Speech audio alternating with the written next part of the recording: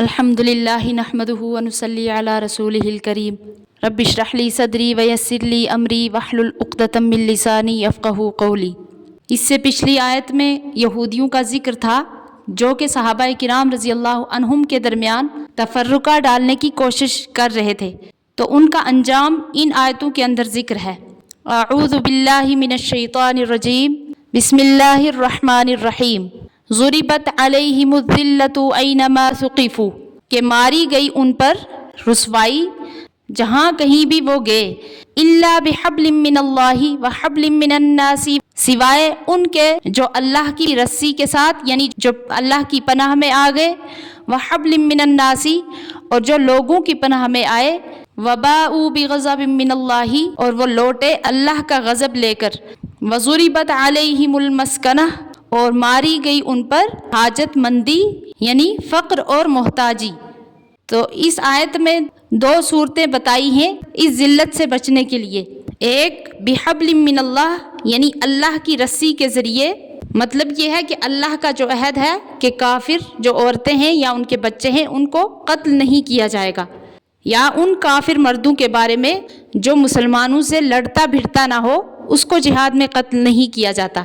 اور بحبل من الناس سے مراد کہ مسلمانوں سے عہد اور صلح ہو جائے، کیونکہ شریعت اسلام میں جس شخص سے کوئی معاہدہ صلح کا ہو جائے وہ بھی مامون ہے، اس کا قتل بھی جائز نہیں ہے۔ تو ایسا رہنا چونکہ ذلت اور خواری کہلاتی ہے، تو اس لیے آگے کیا فرمایا کہ یہ لوگ غضب الہی کے مستحق ہو گئے، اور جما دی گئی ان پر پستی، کیونکہ جزیہ ادا کر کے رہنا بھی ان کی یہ محتاجی اور پستی میں داخل ہے۔ یہ ذلت اور غضب ان کے لیے کیوں ہوا؟ ذالک بانہم کانوا یکفرون بآیات اللہ، یہ اس وجہ سے ہوا کہ وہ کفر کرتے تھے اللہ کی آیتوں کے ساتھ، ویقتلون الانبیاء بغیر حق، اور قتل کرتے ہیں پیغمبروں کو ناحق۔ اور اسی طریقے سے یہ ذلت اور غضب کی وجہ یہ بھی ہے کہ ذالک بما عصوا وکانوا یعتدون، کہ نافرمانی کی انہوں نے اور حد سے نکل گئے۔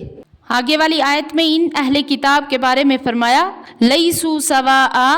کہ وہ سب برابر نہیں، من اہل الکتاب امۃ قائمۃ یتلون آیات اللہ آناء اللیل وہم یسجدون، کہ اہل کتاب میں سے ایک جماعت ہے جو سیدھی راہ پر ہے کہ پڑھتے ہیں اللہ کی آیتیں راتوں کے وقت اور وہ سجدے کرتے ہیں، یؤمنون باللہ، ایمان لاتے ہیں اللہ پر، والیوم الآخر، اور قیامت کے دن پر، ویأمرون بالمعروف، اور حکم کرتے ہیں اچھی بات کا، وینہون عن المنکر، اور منع کرتے ہیں برے کاموں سے، ویسارعون فی الخیرات، اور دوڑتے ہیں نیک کاموں کی طرف، واولئک من الصالحین، اور وہی لوگ نیک بخت ہیں، وما یفعلوا من خیر فلن یکفروہ،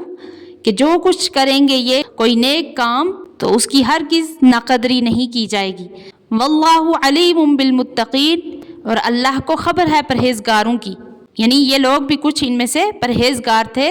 تو ان کے یہ جو نیک کام ہیں ان کو ان کا بدلہ ملے گا، ان کی ناقدری نہیں کی جائے گی۔ ان الذین کفروا لن تغنی عنہم اموالہم ولا اولادہم من اللہ شیئا،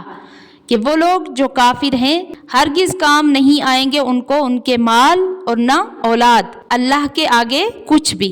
وَأُولَئِكَ أَصْحَابُ النَّارِ، تو وہی لوگ دوزخ کے رہنے والے ہیں، ہم فیہا خالدون، وہ اس آگ میں ہمیشہ رہیں گے۔ آگے ان کفار کے بارے میں فرمایا مثل ما ينفقون فی هذه الحیاة الدنیا، کہ مثال ان لوگوں کی جو خرچ کرتے ہیں دنیاوی زندگی میں، کمثل ریح،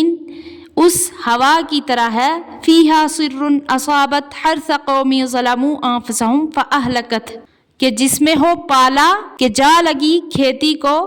اس قوم کی کہ انہوں نے اپنے حق میں برا کیا تھا، پھر اس کو ہلاک کر گئی۔ یہاں پر جو سر کا لفظ آیا ہے یعنی پالا، اس سے مراد بہت سخت ٹھنڈی ہوا، کہ وہ لگ جائے ایسے لوگوں کی کھیتی کو جنہوں نے بد دینی سے اپنا نقصان کر رکھا ہو، بس وہ ہوا اس کھیتی کو برباد کر ڈالے۔ تو اسی طرح ان لوگوں کا خرچ کرنا آخرت میں سب ضائع ہے۔ وما ظلمهم اللہ ولکن انفسهم یظلمون، کیا فرماتے ہیں اللہ تعالیٰ کہ اس ضائع کرنے میں اللہ نے ان پر ظلم نہیں کیا لیکن وہ اپنے اوپر خود ظلم کرتے ہیں۔ اللہ تعالیٰ صحیح سمجھنے کی توفیق عطا فرمائے، آمین۔